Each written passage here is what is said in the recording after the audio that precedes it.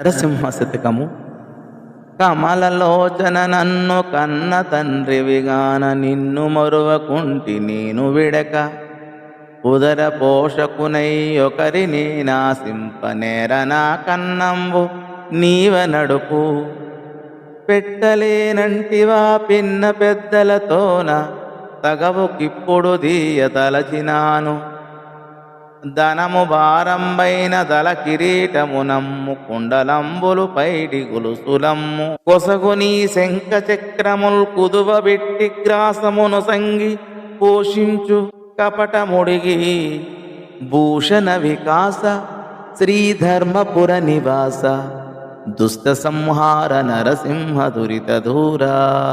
శోభామయమగు ధర్మపురమున వసించువో నరసింహస్వామి, నీవు దివ్యాభరణములతో ప్రకాశించువాడవు, పాపములను పారద్రోలువాడవు, దుష్టులను శిక్షించువాడవు. తండ్రి కమలముల వంటి నేత్రములు కలవాడా, నాకు జన్మను ప్రసాదించిన తండ్రివని నిన్నే నమ్ముకున్నాను. పొట్టకూటికై మరొకరిని యాచించలేను. నన్ను నీవే పోషించాలి, లేదంటే చిన్న పెద్ద అనే భేదం లేకుండా అందరి ముందు నిన్ను తగువ కీడ్చేందుకు సిద్ధంగా ఉన్నాను.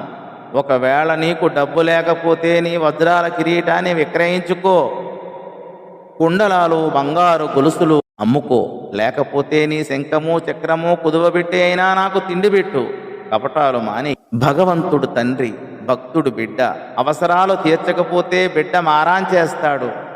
తండ్రిని కదలనివ్వడు. కాళ్లకు బంధం వేసినట్టు ముందు నిలుస్తాడు. ఇది తీయని బంధం, ప్రేమ బంధం. భక్తుడు కూడా భగవంతుని అలాగే నిలదీస్తున్నాడు. ముందు వెనుకలు ఆలోచించకుండా తాకట్టు పెట్టైనా తిరింపజేయమంటున్నాడు. మాట గడుసైనా మనసు సొగసుగానే ఉంది. అందుకని భక్తులు నిందించినా పరమాత్మ మనసరిగి సంతసిస్తాడు, ప్రేమతో ఆశీర్వదిస్తాడు. నీరు పల్ల మెరుగు నిజము దేముడెరుగు అనే సామెత అందుకే పుట్టుకొచ్చింది అని ఈ పద్య భావము.